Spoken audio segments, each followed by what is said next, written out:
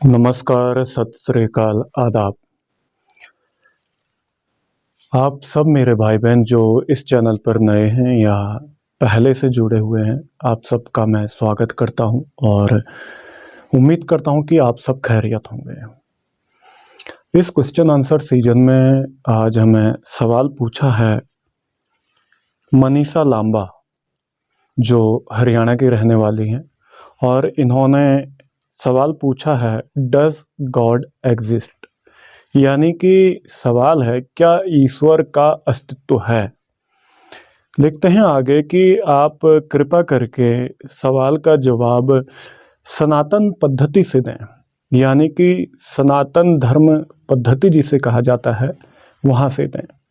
सनातन धर्म की बात अगर हम करें तो उसमें अलग अलग पद्धतियाँ हैं उस चीज़ के हिसाब से, क्योंकि सनातन धर्म बोलने में कई लोगों को समझने में दिक्कत आती है, तो पद्धति कहने में आप समझ सकते हैं। समय आने पर इस पद्धति शब्द का भी आपको एक्सप्लेनेशन दिया जाएगा। जो हिंदू धर्म संप्रदाय से ताल्लुकात रखते हैं लेकिन कहती हैं कि सामाजिक तौर पर कहना पड़ता है कि हम हिंदू हैं, लेकिन दरअसल में हम सनातनी हैं। और कहती हैं आखिरी में लिखती हैं कि आपको मेरा प्रणाम। आपको मेरा प्रणाम लांबा जी। और आपने एक बहुत ही अच्छा सवाल पूछा है, क्या ईश्वर का कोई अस्तित्व है सनातन धर्म में, जो इसकी मान्यताएं हैं वो क्या कहती हैं। इसके लिए हमें सनातन धर्म शास्त्रों को जब हम अध्ययन करते हैं या सनातन दर्शन जो होते हैं उनको पढ़ने के बाद जब हम आगे बात करते हैं, विचार करते हैं, तो हमें बहुत कुछ समझने को मिलता है। क्योंकि सनातन जो पद्धति है वो इतनी विशाल है कि जिसमें कई प्रकार के समीकरण मिश्रित हैं, मिले हुए हैं। अगर आप ईश्वर को नहीं मानते हैं तब भी आप सनातन में माने जाते हैं। अगर आप ईश्वर को मानते हैं उसके बावजूद भी आप सनातन में आते हैं। अगर आप दुनिया के किसी भी मान्यता में चलते हैं तो भी आपको सनातनी कहा जाता है। सनातन को आप हिंदू शब्द से इंगित नहीं कर सकते हैं, क्योंकि सनातन एक बहुत गहरी जीवन पद्धति है जिस पर हम सब चलते हैं, जिसमें कि जब हम इसके शास्त्रों का अध्ययन करते हैं तो दरअसल हमें देखने को मिलता है नास्तिक जो लोग हैं इसमें वो ईश्वर के अस्तित्व के प्रमाण मांगते हैं, यानी कि चाहते हैं। यानी कि जब हम सनातन के उसूल पर चलें, आप किसी भी धर्म संप्रदाय को ले लें, वो अलग अलग पंथ हैं, मत मतांतर हैं, इस दुनिया में 4000 से ज़्यादा हैं, सभी की अपनी अपनी मान्यताएं हैं। लेकिन अगर आप देखो अकेले हिंदू धर्म में 272 मान्यताएं हैं, अलग अलग मत हैं, मतांतर हैं, पंथ हैं, 272। तो इसका मतलब है कि सनातन का जो सार है या उसकी जीवन पद्धति शैली है वो बहुत ही ज़्यादा गहरी और विशाल है, बहुत बड़ी है, जिसको आप 4 किताबें पढ़ लेने से या फिर 2-4 लोगों को मिल लेने से नहीं जान सकते हैं। इसको आपको समझना होगा, क्योंकि आपने जो सवाल पूछा है उसको थोड़ा हमें समझने की कोशिश करना चाहिए। दरअसल में नास्तिक जो लोग होते हैं वो ईश्वर के अस्तित्व का प्रमाण मानते हैं। क्या वे ईश्वर के अस्तित्व न होने का प्रमाण दे सकते हैं? कभी हम ऐसा सोचते हैं? हमें यह सोचना चाहिए, क्या जो नास्तिक लोग हैं क्या ईश्वर के नहीं होने का प्रमाण दे सकते हैं? कोई भी यह प्रमाण देने में सफल नहीं हुआ कि ईश्वर का अस्तित्व है या फिर नहीं। यहाँ तक कि अब बहुत से शिक्षित लोग भी साहसपूर्वक कहते हैं कि ईश्वर नहीं है, बहुत हिम्मत जुटाकर कहते हैं ईश्वर नहीं है, और दूसरी तरफ देखो बहुत ज़्यादा लोग कहते हैं कि ईश्वर है। इस दुनिया में कुछ निश्चित नियमों के अनुसार हमें चलना पड़ता है, और ये दुनिया चलती भी है और विकसित होती है। क्या कानून अपने आप बन सकता है? किसी भी मान्यता के लिए जो इस दुनिया में रहते हैं उनके लिए कोई कानून होता है। क्या कोई कानून शून्य से आ सकता है? ऐसे कई सवाल हैं, इनको आप समझिएगा। निश्चित रूप से कोई भी परम कारण अवश्य होना चाहिए, क्योंकि पूरा जीवन जो चल रहा है हमारा घटना चक्र, वो काफी गहरे सूत्रों पर चलता है। उसमें कोई न कोई नियमावली है। आप दुनिया के जितने भी धर्म संप्रदाय हैं, किताब हैं या शास्त्र हैं, इनको आप एक बार अलग दूर कर दें, उसके बाद देखें। कभी आप पशुओं में देखें, वृक्षों में देखें, या मिट्टी में देखें, पर्वतों में देखें, पहाड़ों में देखें, समुद्रों में देखें, या मनुष्य के अंदर देखें। आप किसी भी जीव या किसी भी ऐसी जीव चेतना को आप देखें, उसमें कोई न कोई ऐसा नियम कार्यरत है जिसके जरिए उसका जीवन चलता है। दरअसल में जो वो नियमावली की जो ऊर्जा है, जिस ऊर्जा से उसका जीवन चल रहा है, उसे ईश्वर कहा जाता है। ईश्वर कोई ऐसा नहीं है कि आपको कहीं आसमान पर कहीं ऊपर बैठा मिलेगा। वही ईश्वर परम ब्रह्म या निरपेक्ष है। ईश्वर स्वयंभू सत्ता है। वह असीम रूप से शक्तिशाली, बुद्धिमान और बेहतरीन है, अच्छा है। ईश्वर की अवधारणा का अर्थ है कि एक पूर्ण रूप से परिपूर्ण प्राणी, एक ऐसी प्राण चेतना जो परिपूर्ण है और पूर्ण है। एक पूर्ण और परिपूर्ण प्राणी में सभी सकारात्मक गुण होने चाहिए, जिसमें अस्तित्व के गुण भी शामिल हैं। जो हमारा वजूद है, इसमें सभी के उसके गुण होना चाहिए। इसलिए ईश्वर का अस्तित्व होना चाहिए। ईश्वर के अस्तित्व को वैज्ञानिक प्रयोगों से सिद्ध नहीं किया जा सकता है। हम कई कोशिशें भी कर लें, कभी इसको प्रूफ नहीं कर पाएंगे। अगर हम वैज्ञानिक तौर पर देखें तो उसमें हम रसायन ढूंढ सकते हैं, खनिज ढूंढ सकते हैं, पदार्थों का ज्ञान या विद्युत की क्षमता ढूंढ सकते हैं, लेकिन उसको सिद्ध नहीं किया जा सकता वैज्ञानिक तल पर। और यह विशुद्ध रूप से आस्था का प्रश्न है। आस्था का मतलब ये नहीं कि आप कुछ भी मान बैठें। ये जागृत होने का एक विचार है और मनुष्य के सहज ज्ञान से संबंधित है। मनुष्य की सबसे गहरी लालसा, सबसे गहरी आकांक्षा शाश्वत सुख, शाश्वत ज्ञान और शाश्वत सत्य है।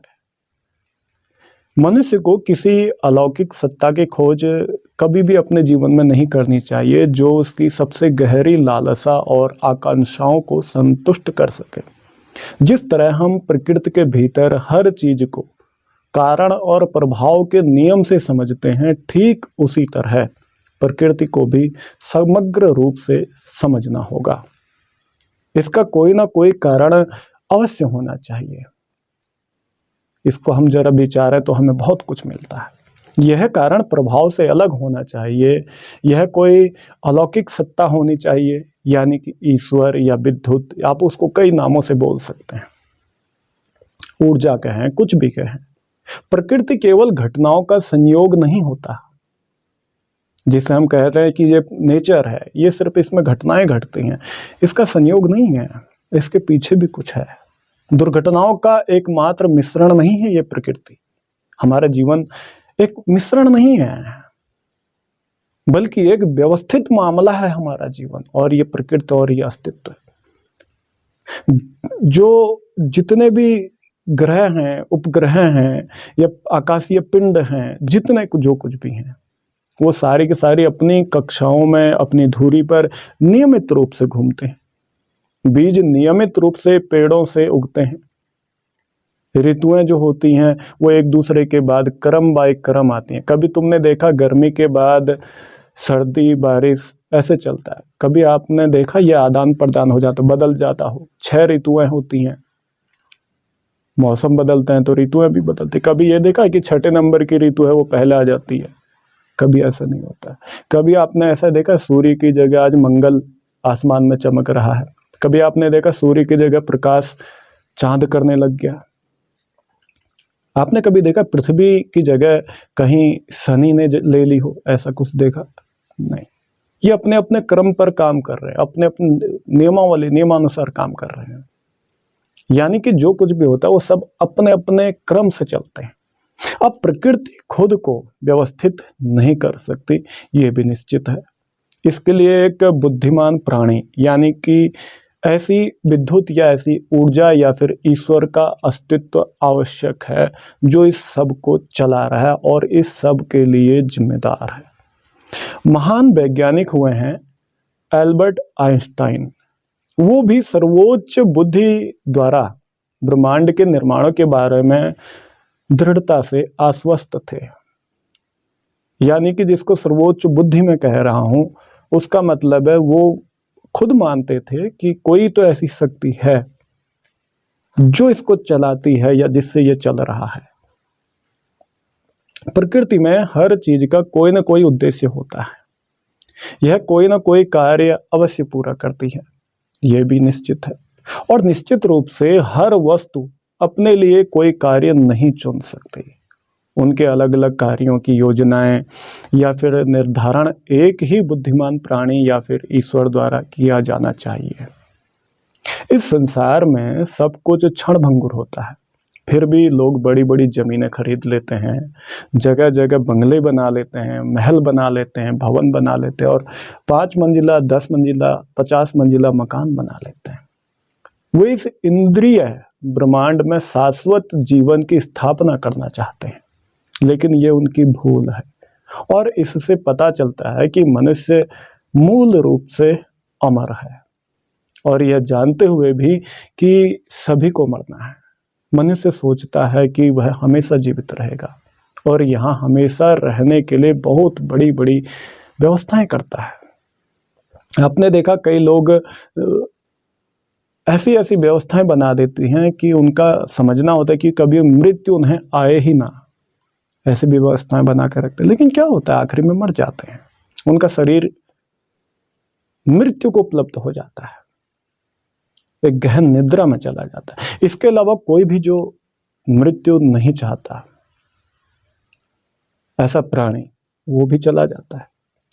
प्रत्येक व्यक्ति जीना चाहता है, जीवन को और ज्यादा बढ़ाना चाहता है और बीमार होने पर उसका इलाज भी करवाना चाहता है और करवाता भी है, चाहे कितना भी खर्च क्यों ना किया जाए या कितना ही ज्यादा खर्च क्यों ना हो जाए। इसलिए मनुष्य एक मूल स्वभाव से शाश्वत अस्तित्व का जीव होना चाहिए, उसका प्राणी होना चाहिए। मूर्ख भी सोचता है कि वह बुद्धिमान है। हर कोई यह दिखाना चाहता है कि वह दूसरे लोगों से ज्यादा जानता है। वो समझता है कि वो कुछ विद्वान है, उसको कुछ पता है। कोई भी मूर्ख कहलाना पसंद नहीं करता हमारे समाज में। बच्चे अपने माता पिता को तरह तरह के सवाल पूछकर चिढ़ाते हैं और जानने की इच्छा करने में हमेशा उनसे सवाल और जवाब करते हैं। उन्हें अलग अलग कुछ नया सीखने और जानने की इच्छा उन बच्चों में कूट कूट कर भरी होती है। ये संकेत देते हैं कि हमारा मूल स्वभाव ज्ञान है। जब कोई व्यक्ति हंसता है तो लोग उससे शायद ही कभी पूछते हैं कि वह क्यों हंस रहा है। दूसरी ओर जब कोई व्यक्ति रोता है तो हर कोई पूछने लग जाता है कि वह क्यों हंस रहा है। आप इसी चीज को देखिए, आपके आसपास में कोई बच्चा है या कोई भी व्यक्ति है, वो अपने खिलखिलाने लग रहा है, वो हंस रहा है, अलमस्त है हो रखा है, मदमस्त हो रखा है। उससे कोई भी नहीं पूछना चाहता है भाई साहब क्यों हंस रहे हो या बहन क्यों हंस रही हो। लेकिन अगर तुम रोने लग जाओ, माथा पीटने लग जाओ तो देखोगे कि चारों तरफ भीड़ इकट्ठी होगी, लोग तमाशा देखने आ जाएंगे। क्या बात है, हंसते हुए को कोई पूछना नहीं चाहते कि ऐसा क्या घटना घट गई जीवन में जो तुम इतने खुश हो गए, नाचने लगे। रोते हुए व्यक्ति को प्रत्येक जानता है, पूछता है कि वो क्यों रो रहा है। और इसी बात से हमें पता चलता है कि हमारा मूल स्वभाव आनंद है। कोई भी व्यक्ति दुख नहीं चाहता अपने जीवन में, बल्कि प्रत्येक व्यक्ति सुख चाहता है और जीवन में सभी की गतिविधियां सुख प्राप्ति की ओर निर्देशित होती हैं। साथ ही साथ इससे यह भी साबित होता है कि हमारा वास्तविक जो स्वभाव है वह आनंद है। गहरी नींद में जब कोई विषय, इंद्रियों और मन नहीं होते हैं, यानी कि जब आप गहरी नींद में होते हैं तब आप किसी विषय को, इंद्रिय और मन, इन 3 चीजों को देखें तो ये नहीं होता है, तो हम आनंद महसूस करते अगर आपको स्वप्न हो जाए तो उस समय भी आप आनंदित हो जाते, कई बार रोने धोने लग जाते, लेकिन नींद जब आपको घटित होती है तो आप आनंदित रहते हैं। और तब भी हम कह सकते हैं कि हाँ, हमारा जो मूल स्वभाव है वो आनंदित है। आनंद होना हमारा जीवन में स्वाभाविक है। यही कारण है कि दर्दनाक बीमारियों से पीड़ित जो लोग हैं वो अपने शरीर को त्यागने और इस दर्द से छुटकारा पाने की इच्छा रखते हैं। यदि सभी लोग सत्य, ज्ञान, आनंद स्वरूप वाले हो जाएं, तो इन गुणों से युक्त और नाशवान जड़ दुख देने वाले भौतिक शरीरों से वो अलग हो जाएंगे, भिन्न हो जाएंगे और एक सर्वव्यापी तत्व होना उनके जीवन में निश्चित हो जाएगा। इसलिए ब्रह्म या फिर ईश्वर, जिसका स्वरूप सत, चित, आनंद है, ईश्वर या फिर आत्मा का अस्तित्व उपाधियों या सीमित सहायक अंगों अर्थात शरीर, मन, प्राण और इंद्रियों के अस्तित्व द्वारा निर्धारित या फिर इंगित होता है, क्योंकि उनकी गतिविधियां जो होती हैं उनके पीछे आत्म चेतना आवश्यक होती है और अवश्य रहती है। आपको हमेशा ऐसा लगता है कि आपके पास बहुत सारी संपत्ति और सभी तरह की सुख सुविधाएं होने के बावजूद भी आपको किसी चीज़ की कमी है अपने जीवन में। आपने कभी इस चीज़ का ध्यान दिया? आप दीजिएगा, आपको पूर्ण रूप से ये एहसास नहीं होगा कि कुछ पूर्ण है इस जीवन में, यानी कि आपको इस अस्तित्व में जो ऊर्जा जिसको आप ईश्वर कहते हो उसकी पूर्णता का कोई एहसास नहीं होता, क्योंकि आप अभी पदार्थों में तल्लीन हो, डूबे हो। अगर आप अपने अंदर सर्वपूर्ण ईश्वर को जान लेते हैं या फिर जोड़ लेते हैं तो ही आपको पूर्णता मिलेगी।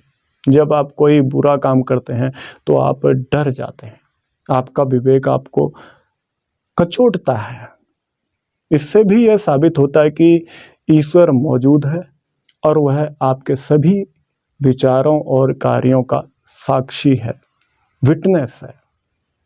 ब्रह्म को परिभाषित करना, ब्रह्म को नकारना, यानी कि ईश्वर को व्याख्यान में लाना, ईश्वर के सपोर्ट में आना या ईश्वर के अगेंस्ट चले जाना, ये दोनों की दोनों बचकानी हरकतें हैं। कुछ लोग मान लेते हैं कि ईश्वर है और कुछ लोग मान लेते हैं कि ईश्वर नहीं है। ये दोनों अज्ञानताएं हैं, दोनों अज्ञानता है। ईश्वर को जानना हमारा जीवन का अर्थ है। हमारा जीवन का जो उद्देश्य ईश्वर उपलब्धि, ईश्वर बोधि होना है। ईश्वर को आप आस्तिक बनकर कह देते कि ईश्वर है और नास्तिक मान्यता से चलते हैं तो आप कहते हैं कि ईश्वर नहीं है। ये दोनों बचकानी हरकतें मालूम पड़ेंगी। थोड़ा इस चीज को सोचिएगा आप। ब्रह्म का यानी कि ईश्वर का एकमात्र पर्याप्त वर्णन नकारात्मकता की एक श्रृंखला होती है। यही कारण है कि ऋषि याज्ञवल्क्य, यानी कि जिनका जिक्र हम बृहदारण्यक उपनिषद में देखते हैं, तो बृहदारण्यक उपनिषद में ब्रह्म के बारे में नेति नेति शब्द से उल्लेखित करते हैं, यानी कि यह नहीं, यह नहीं, नेति नेति, यह नहीं, यह नहीं, इसके घोषणा के रूप में बोलते हैं। और इसका मतलब है कि नाम और रूपों को समाप्त करने के बाद जो अवशेष बचता है वह ईश्वर है। ईश्वर या आत्मा या अंतर्यामी, उस परम अस्तित्व को प्रदर्शित नहीं किया जा सकता, क्योंकि वह इंद्रियों और मन की पहुंच से परे है। लेकिन उसके अस्तित्व का अनुमान कुछ अनुभवजन्य तथ्यों या फिर दैनिक जीवन के सामान्य अनुभवों से लगाया जा सकता है, उसको जाना जा सकता है। कभी कभी आप किसी अजीबोगरीब दुविधा या फिर आर्थिक कठिनाइयों में होते हैं, आपको जो मदद होती है वो रहस्यमय तरीके से आपके पास हो जाती है या आ जाती है। आपको समय पर पैसे मिल जाते हैं, आपको आपके समस्या का समाधान मिल जाता है, आप में से अधिकांश लोगों ने इसका अनुभव भी किया होगा। अगर आप इसको गहराई से देखेंगे तो आप उस पल खुशी से चिल्लाते हैं। भगवान के जो तरीके हैं वाकई रहस्यमय हैं। इन चीज़ों को आपको जानना होगा, यानी कि जो ईश्वर है उसके तरीके हैं जो आपको जीवन में उपलब्ध हो रहे हैं। मुझे ईश्वर पर अब पूरा भरोसा है ऐसा नहीं आप कहेंगे। आप क्या कहेंगे कि मैं जानता हूं कि ईश्वर है।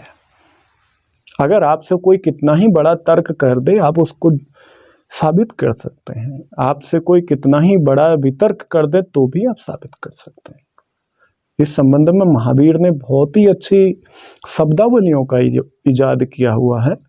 महावीर के जो अपने सूत्र हैं वहां से भी इसको जाना जा सकता है। बुद्ध ने भी बोला है ईश्वर के संबंध में हाँ या फिर ना, बुद्ध ने कुछ नहीं कहा, लेकिन बुद्ध को मानने वाले जो लोग हैं वो कहते हैं ईश्वर नहीं है, क्योंकि बुद्ध मौन रहे, चुप रहे। लोगों ने कुछ और समझ लिया और मान लिया। इससे ये नहीं हो जाता कि ईश्वर नहीं है या फिर ईश्वर है। आपको ईश्वर को उपलब्ध होना पड़ता है। अब आप ये भी कहेंगे कि आज तक मुझे ईश्वर पर कोई भरोसा नहीं था, लेकिन अब हो चुका है। अब जान चुका हूं कि ईश्वर है। आज तक मुझे भरोसा नहीं था कि ईश्वर है या फिर नहीं है, लेकिन अब आप जान लिए तो आप शांत हो जाएंगे। अगर एक वकील को ईश्वर पर भरोसा नहीं था तो उसे डबल निमोनिया हो गया, उसकी सांसें रुक गई, उसकी पत्नी, बेटा और रिश्तेदार रोने लगे, लेकिन उसे एक रहस्यमय अनुभव हुआ। यम के दूतों ने उसे पकड़ लिया और भगवान यम के दरबार में उसे लेकर आए। जो यम है उसने अपने दूतों से कहा यह वह आदमी नहीं है जिसे मैं चाहता था। तुम एक गलत व्यक्ति को ले आए हो, इसे भेज दो। लेकिन कुछ समय बाद उसकी सांस चलने लगी। उसे वास्तव में अनुभव हुआ कि उसने शरीर छोड़ दिया है, परमात्मा के दरबार में चला गया है। यमराज ने फिर से अपने भौतिक शरीर में प्रवेश किया,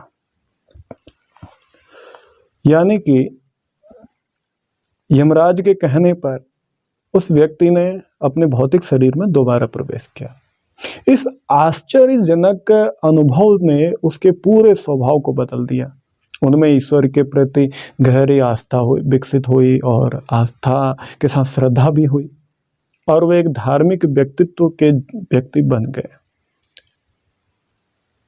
ऐसे कई ज्यादा चीजें आपने देखा भी होगा, कई बार कहानियां भी आपने सुनी होंगी कि ऐसे कई लोग होते हैं जिनकी मृत्यु हो जाती है, लेकिन कुछ समय बाद वो दोबारा जीवित हो जाते हैं।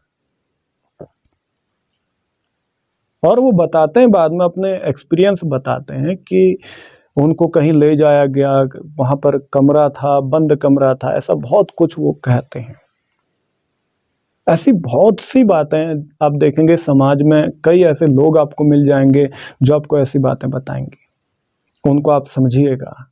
उसका मतलब ये नहीं कि ईश्वर नहीं है, उसका मतलब ये नहीं कि ईश्वर है।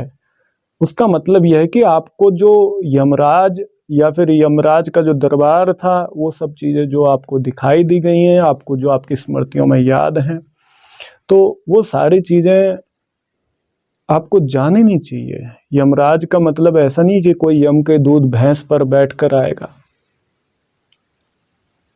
आपको उठाने के लिए, आपको ले जाने के लिए, तब आप मर जाओगे। तो ऐसी बहुत सी चीजें रही हैं, तो आप उन चीजों को कभी ये नहीं कह सकते कि यमराज आया था या ऐसा कुछ, हम चले गए। सबसे जरूरी है कि आप ये देखें कि आप इस जीवन में अकेले हैं।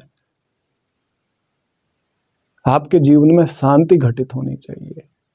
परमात्मा की अनुभूति होने का मतलब आप परमात्मा जैसा ही रहने लगे हैं। कुछ लोग जैसे 80 उम्र के आयु में मर जाते हैं, और कुछ लोग गर्भ में भी मर जाते हैं, कुछ लोग 20 वर्ष की आयु में भी मर जाते हैं, कुछ लोग 40 वर्ष की आयु में भी मर जाते हैं। इस विभिन्नता का जो कारण है वो क्या है? सभी के लिए जीवन की अवधि किसने निर्धारित की है? इससे भी ये स्पष्ट रूप से सिद्ध हो जाता है कि कर्म का सिद्धांत क्या है।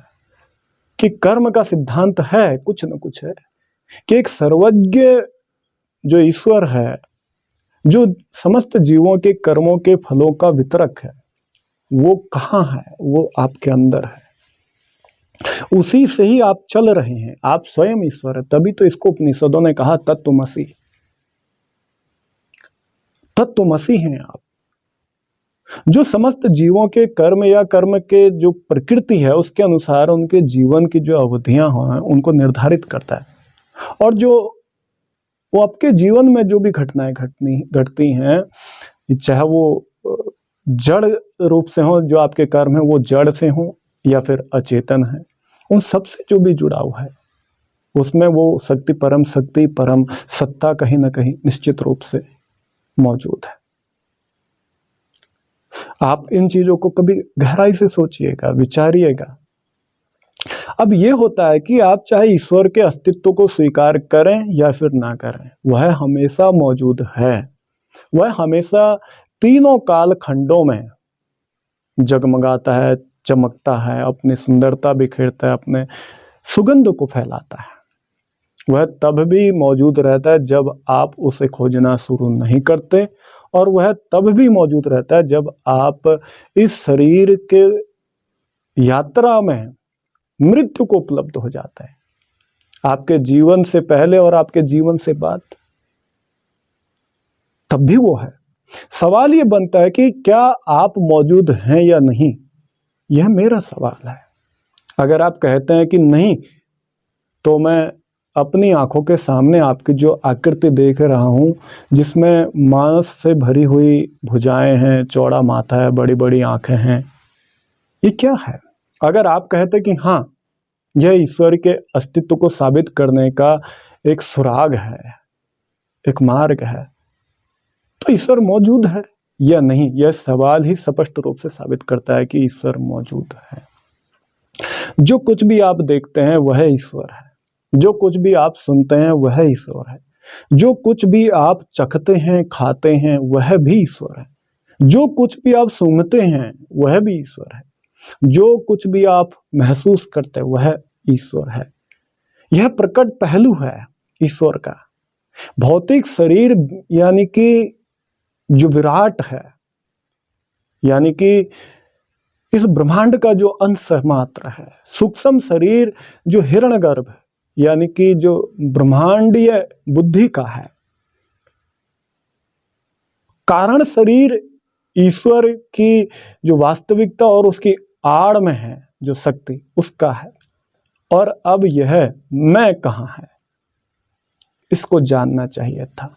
इमर्सन कहते हैं हमारे आसपास प्रतिदिन जो कुछ भी घटित होता है उस पर थोड़ा विचार करने से हमें पता चलेगा कि हमारी इच्छा से भी श्रेष्ठ नियम घटनाओं को नियंत्रित करता है। जो हमारे कष्ट साध जो परिश्रम हैं, कार्य हैं, उन्हें बहुत अनावश्यक और पूरी तरीके से निष्फल करता है और उनको साकार भी कर देता है, सफल भी कर देता है। कि वो जो सारे के सारे हमारे सहज, सरल और सहज कार्य से हम जो कुछ भी हम अपने जीवन को जानते हैं वो क्या है, और आज्ञाकारिता के साथ स्वयं को संतुष्ट करके हम दिव्य बन जाते हैं। विश्वास और प्रेम हमें मुक्त कर देंगे अगर हम इसको जान ले तो। हम पर बहुत सारी चिंताएं हैं। ईश्वर का अस्तित्व है, प्रकृति के केंद्र में एक आत्मा है, हर मनुष्य की इच्छा पर उसका नियंत्रण है ताकि हमसे कोई भी ब्रह्मांड के साथ अन्याय ना कर सके। हम सब में से कोई भी इस ब्रह्मांड के साथ अन्याय न कर सके, किसी भी नियम के साथ न कर पाए, और तुम कर भी नहीं सकते। तुम छोटी मोटी गतिविधियां करते हो और तुम्हें लगता है कि तुमने बहुत कुछ बदल दिया, लेकिन तुम कभी अपनी अर्थी स्वयं उठा पाओगे? आप अपनी अर्थी स्वयं नहीं उठा सकते। आप चाहे कितने ही बलवान क्यों ना हो जाए, कितने ही ताकतवर क्यों ना हो जाए, कितने घमंडी और अहंकारी क्यों ना हो जाए, जब आप मरोगे, आपके जीवन में मृत्यु घटित होगी, तो आप अपनी अर्थी को भी नहीं उठा सकते। इस बात से भी सिद्ध होता है कि कोई तो ऐसी चेतना थी जो इस शरीर को चला रही थी, और इस शरीर के शांत पड़ने के बाद इस शरीर में कोई हलचल नहीं थी। क्योंकि जब तक आपके शरीर में वो चेतना है तब तक आप चलते हैं, फिरते हैं, घूमते हैं, नाचते हैं, सब कुछ करते हैं। लेकिन जैसी वो चेतना यहां से चली गई थी, वो क्या है? ये वही है। प्रकृति को हमने इतना गहरा आकर्षण से भर दिया है कि हम उसको तल्लीन हो गए हैं, डूब गए हैं। हम ही ईश्वर हैं, इसका बोध तुम्हें होना चाहिए। ईश्वर कोई बैठा नहीं है आसमान पर या कहीं आपके पड़ोस में। ईश्वर कोई व्यक्ति नहीं है। ईश्वर वही प्राण चेतना है जिससे आप चलते हैं, और जिस चीज में आप चल रहे हैं वह है। उन दोनों में जो ऊर्जा विद्यमान है उसी को हम ईश्वर कहते हैं। उसी को हम विद्युत या ऊर्जा नाम दे रहे हैं विज्ञान की भाषा में। क्वांटा उसी को कहा जा रहा है। अलग अलग सूत्र से उसको जाना जा रहा है। विज्ञान अब बार बार अपनी परिभाषाएं बदल देता है, जबकि हम इसकी सलाह मानते हैं कि जीवन क्या है क्या नहीं है, तो हम समृद्ध हो जाते हैं जब हम एक दूसरे की सलाह मानते हैं। तो जब हम इस प्रकृति के प्राणियों को मारने का प्रयास करते हैं तो हमारे हाथ हमारी कमर से चिपक जाते हैं, कभी तुमने ध्यान दिया? या फिर वो हमारी छाती पीटने लग जाते हैं, हमारे जो हाथ है। और जितनी भी चीजें हैं उनका कोई ना कोई पूर्ण रूप से क्रम जो बना हुआ है वो हमें विश्वास दिलाता है। क्या तुम मुझे बता सकते हो, क्या इस धरती पर कोई ऐसा व्यक्ति है जो मृत्यु से नहीं डरता, जिसको मृत्यु नहीं आएगी? या कोई ऐसा व्यक्ति है इस धरती पर जो गंभीर संकट में होने के बावजूद भी जीवन के जो अधर में लटकने पर, या फिर जो ज्यादा से ज्यादा उसको दर्द दुख होता है उसमें होने पर भी परमात्मा का नाम नहीं लेता या फिर स्वयं की अनुभूति नहीं करता? फिर तुम ईश्वर के अस्तित्व से क्यों नकारते हो? ये थोड़ा सोचने वाली बात है। तुम स्वयं ही संकट में होने पर उसके अस्तित्व को स्वीकार करते हो। विकृत बुद्धि और सांसारिक नशे के कारण तुम नास्तिक हो गए हो, जबकि तुम किसी भी तरह से उसके अस्तित्व को सिद्ध नहीं कर सकते। क्या यह बहुत बड़ी मूर्खता नहीं है? गंभीरता से सोचिए आप एक बार। बहस करना छोड़ दो, परमात्मा को जानो, उसकी अमरता और उसकी शाश्वत शांति को प्राप्त करो। गहन मौन को जानो। अपने जीवन में ऐसी प्राण चेतना के आभास की अनुभूति को आप उपलब्ध हो जाओ, जिससे इस पूरी पृथ्वी को एक किया जा सके, पूरी मानव चेतना को जागृत किया जा सके। पूरे पृथ्वी को अगर हम एक परिवार के रूप में देख सकें, पूरे अस्तित्व को हम एक परिवार के रूप में देख सकें, तो हम स्वयं परमात्मा हैं। इसलिए आप कह सकते हैं उसके बाद अहम ब्रह्मास्मि। इतने गहन में आपको उतरना होगा। और इस बात से सिद्ध है कि ईश्वर है। आपके कहने से या आपके ना कहने से उस परम सत्ता को कोई फर्क नहीं पड़ता। आप अगर उसके पक्ष में 4 वोट डाल दोगे तो भी कोई फर्क नहीं पड़ेगा। आप उसके पक्ष में, उसके विपक्ष में जाकर उसके विरोध में 4 वोट डाल दोगे तो भी फर्क नहीं पड़ेगा। आपके जन्म लेने या ना लेने से भी कोई फर्क नहीं पड़ता।